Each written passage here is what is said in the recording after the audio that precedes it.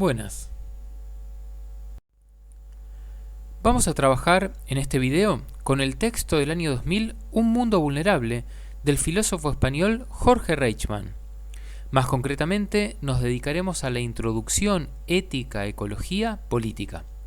Con este propósito, emprenderemos el siguiente itinerario: los desafíos de la ética, intereses, capacidades y derechos, la consideración moral, antropocentrismo y biocentrismo, la posición del autor.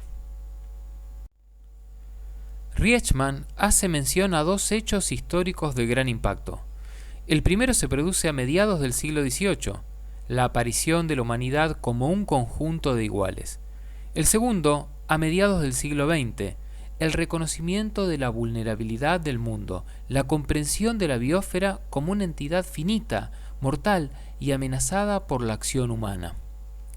Estos dos hechos nos interpelan doblemente, como agentes morales y como miembros de una comunidad política, y al mismo tiempo desafían a la ética a ponerse a su altura.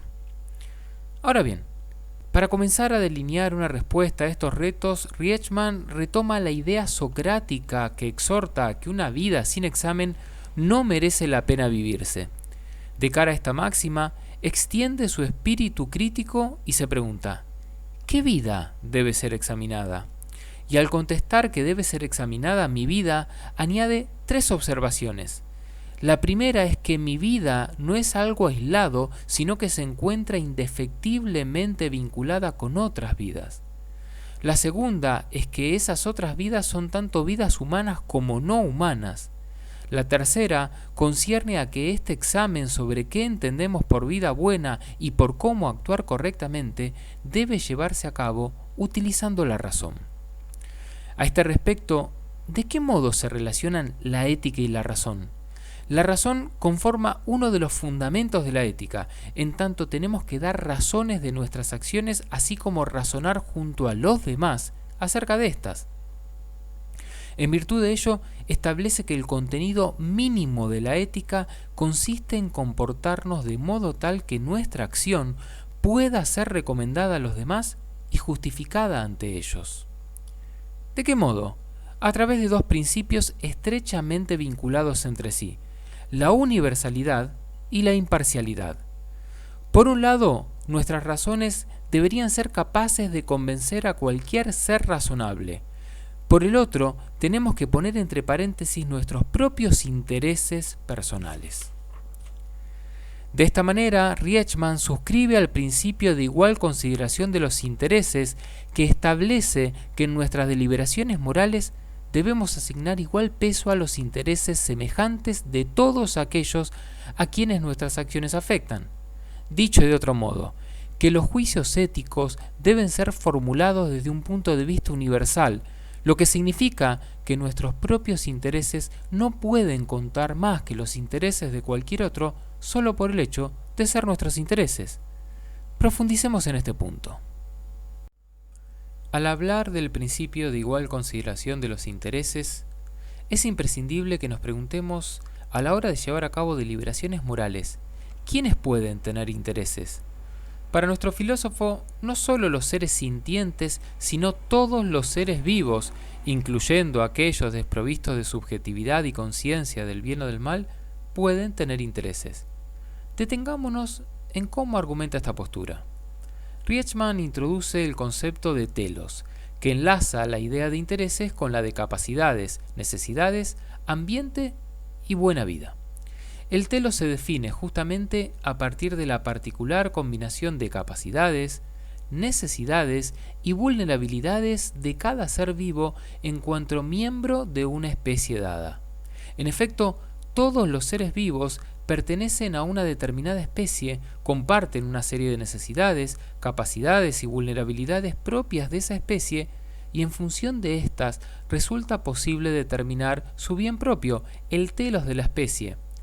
En suma, el bien y las necesidades de cada ser vivo se entienden en relación con su particular naturaleza y sus capacidades esenciales. De un modo esquemático, un ser vivo X tiene interés en cierto estado de cosas S, cuando ese estado de cosas S favorece su buena vida. En el caso de los seres sintientes, esto es aún más evidente. Los seres sintientes son aquellos que pueden tener sensaciones, y en las sensaciones siempre hay, implícitamente, una valoración positiva o negativa. Es por ello que los seres sintientes tiene sentido hablar de una calidad de vida subjetiva, en tanto su vida puede ser mejor o peor para ellos mismos. Tal es así que las sensaciones positivas favorecen la buena vida y las negativas la impiden. De este modo puede concebirse los intereses de un ser sintiente como los factores objetivos de su bienestar. En este sentido, puede decirse que la capacidad de sentir dolor y placer es común a todos los seres sintientes y, por esta razón, todos ellos tienen interés en evitar el dolor. Paralelamente, otras capacidades son mucho más específicas en la medida en que están asociadas a las capacidades y vulnerabilidades de cada clase de ser vivo. A modo de ejemplo, trae el autor, arrancarle las uñas a un lince le causa mucho más dolor que hacérselo a un miembro de otra especie, puesto que el lince depende de las uñas para su supervivencia. Por su parte, los seres vivos no sintientes, como las plantas o los protozoos, también tienen intereses, en tanto pueden vivir bien o mal. ¿Cómo se determina esto si no se puede recurrir a sus sensaciones? ¿Qué significaría para estos entonces vivir bien? Para estos seres, vivir bien consiste en realizar óptimamente sus funciones en un ambiente adecuado. Y a pesar de que no puede determinarse su calidad de vida de un modo subjetivo, como es el caso de los seres sintientes, pueden especificarse las condiciones objetivas bajo las cuales estos podrían desarrollarse y prosperar. A propósito de esto, el autor ofrece una breve reflexión sobre la conexión que hay entre los intereses y los derechos. Declara que si concebimos a los derechos como intereses jurídicamente protegidos, su conexión es evidente.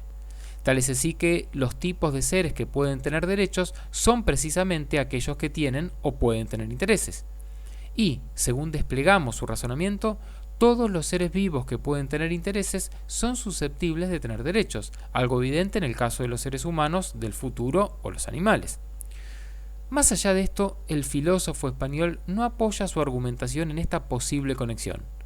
En rigor, afirma que si bien la apelación a los derechos constituye una fórmula política útil, no se trata de algo necesario a la hora de impulsar un cambio radical en nuestra actitud hacia los animales o los seres humanos del futuro. En su lugar, postula que sería mucho más potente dedicar nuestras energías morales, sentimentales y políticas para lograr esos cambios. A continuación, Rietzschmann se pregunta qué seres merecen consideración moral, esto es, qué seres no deben ser tratados de manera puramente instrumental. La respuesta es clara. En la medida en que tienen un bien propio, un telos, todos los seres vivos, seres que poseen intereses, son dignos de consideración moral. Por consiguiente, el ámbito de la moralidad coincide con el conjunto de los seres vivos. A este respecto, nuestro filósofo afina el análisis conceptual. Por un lado, distingue entre consideración moral y el significado moral. Por el otro, entre agentes morales y pacientes morales. En referencia al primer punto, destaca que adjudicar consideración moral no determina la relevancia moral, esto es, no establece ningún tipo de prioridad ni resuelve cómo se debe actuar frente a conflictos morales donde se contraponen diferentes bienes e intereses. Esto se percibe mejor a través de un ejemplo. Sostener que un árbol merece consideración moral significa que, en tanto nuestras acciones afectan a este árbol, tendremos que tomarlo moralmente en consideración por sí mismo. No obstante ello, que un árbol merezca consideración moral no impide que, en determinadas circunstancias, esté justificado talar el árbol para construir una vivienda, pero no para hacer un árbol de Navidad. En cuanto al segundo punto, la diferencia entre agentes y pacientes morales, observa que, aunque solo una porción muy pequeña de los seres vivos sean agentes morales, los seres humanos, dado que poseen una serie de capacidades básicas como lenguaje articulado, autoconciencia plenamente desarrollada, racionalidad práctica, etc., todos los seres vivos son pacientes morales. Esto se justifica de la siguiente manera. En cuanto a los agentes morales, estos poseen autonomía, lo que les permite determinar qué sea la vida buena. En cuanto a los seres vivos que no son agentes morales, estos poseen un telos característico que puede ser averiguado por un agente moral racional. Ahora bien, dado que todos los seres vivos son pacientes morales, dignos de consideración moral, ¿esto significa que en ningún caso podemos utilizarlos, que no podemos aprovecharnos de animales, plantas y microorganismos para fines humanos? La respuesta de Rietzschmann no es taxativa. En primer lugar, incorpora una valiosa observación, que nuestra vida se lleva a cabo sobre un fondo trágico. ¿Qué quiere decir esto? Que no es posible concebir una existencia humana que no suponga la instrumentalización de otros seres vivos.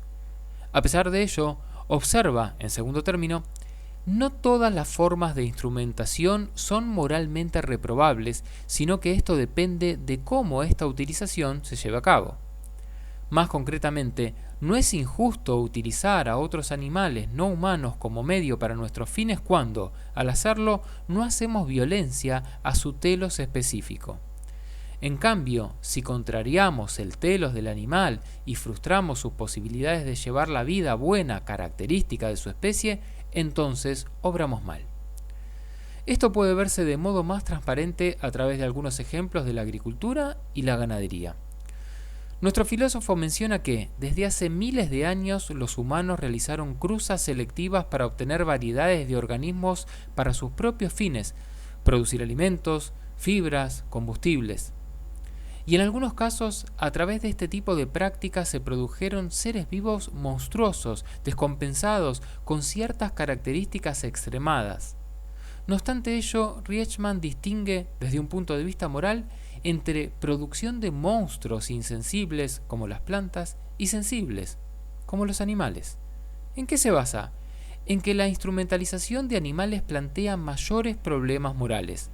La diferencia radica en que los animales poseen capacidades más elevadas que las plantas y, en consecuencia, pueden sufrir.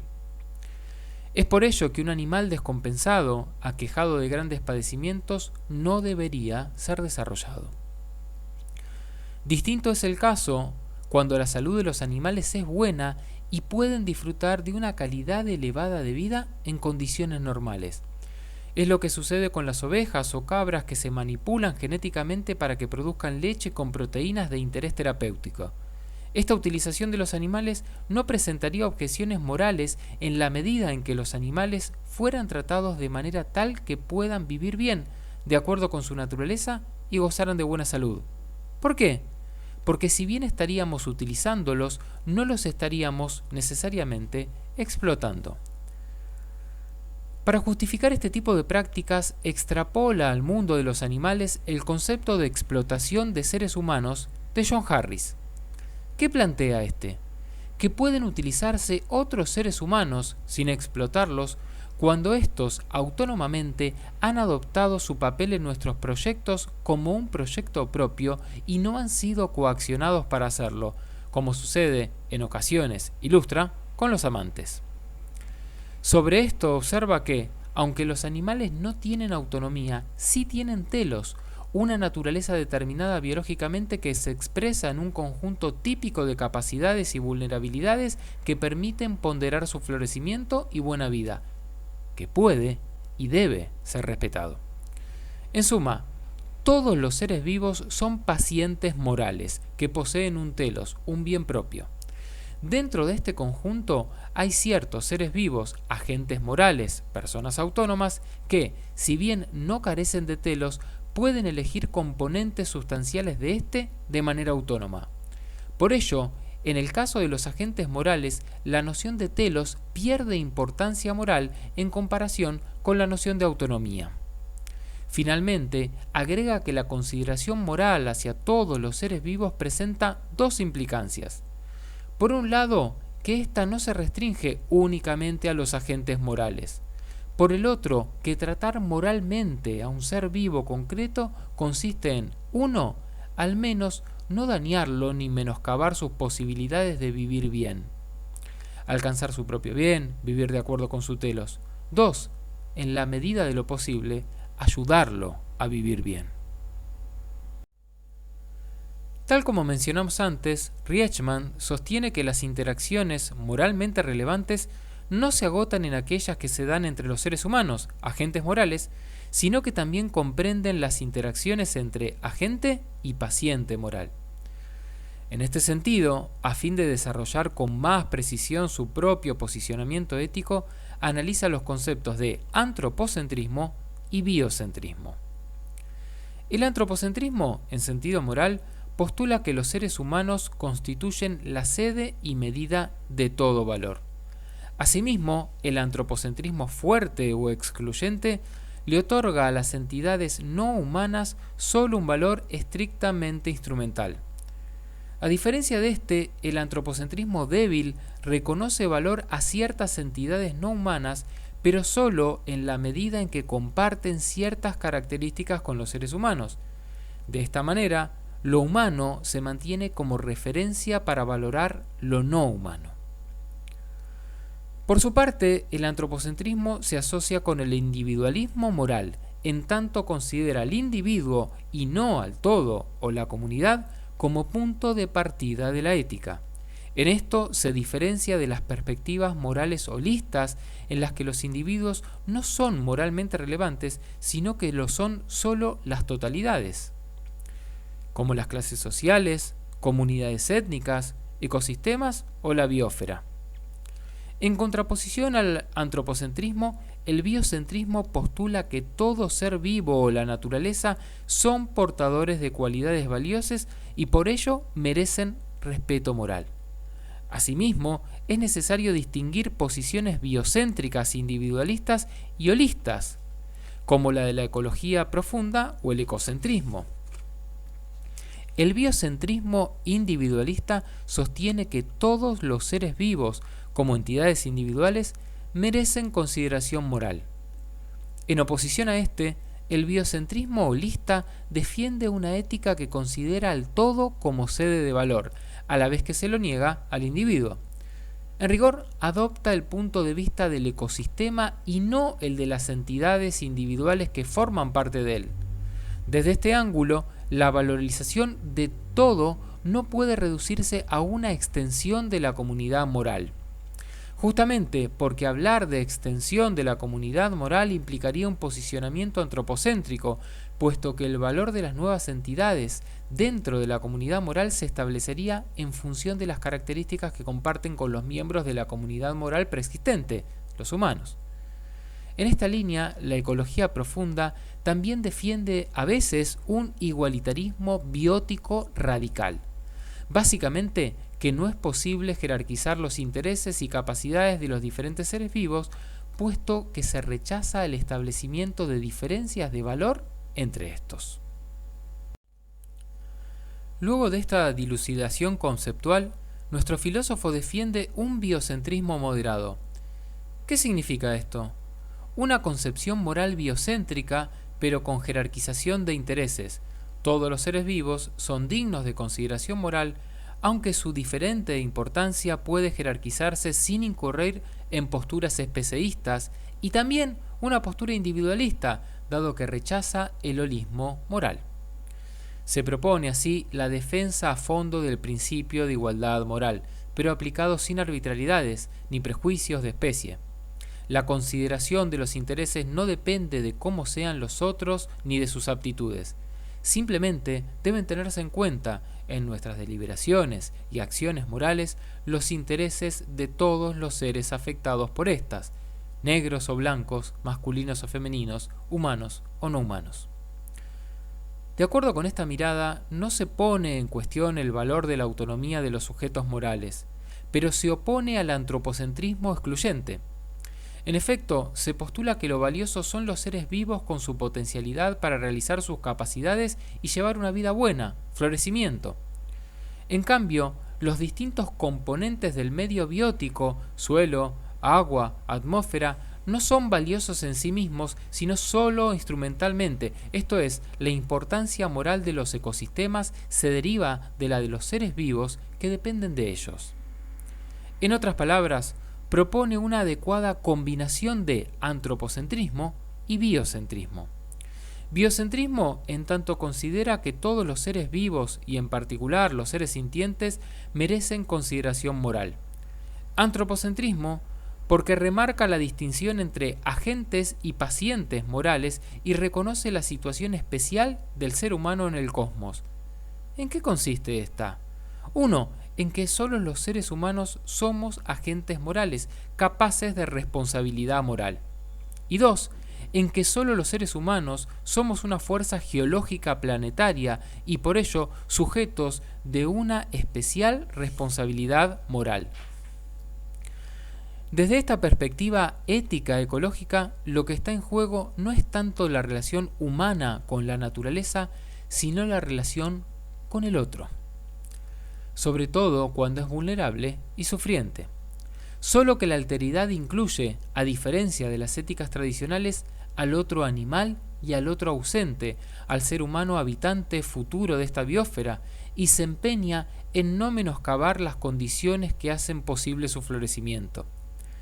Es por ello que considera reduccionista confinar el ámbito de la ética a las relaciones de reciprocidad, al reconocimiento del humano por lo humano. Considerar las cosas de este modo tendría el indeseable efecto de excluir de su dominio muchas cuestiones éticas fundamentales, como las relaciones intergeneracionales. Justamente, el uso irresponsable de los recursos naturales, que priva de ellos a los seres humanos que nos sucederán en la Tierra, es una cuestión de justicia que no podemos soslayar, a pesar de que no haya una relación de reciprocidad posible entre nosotros y nuestros tataranietos. Sintéticamente, todos los seres vivos forman la comunidad moral y ésta se encuentra jerarquizada. En rigor, todos los seres vivos son dignos de consideración moral por sí mismos, pero todas estas necesidades, capacidades e intereses no son igualmente valiosas. A grosso modo, el criterio para diferenciarlos atañe al lugar que los portadores de intereses ocupen en la pirámide evolutiva, ya que en este lugar se corresponde con capacidades moralmente relevantes como la capacidad de sentir, la de ser sujeto de la propia vida, la autoconciencia, la capacidad de anticipación y la memoria. En este orden, los seres humanos están situados en el vértice de la pirámide, en virtud, fundamentalmente, de su autonomía, lo que los convierte en agentes morales. Muchas gracias.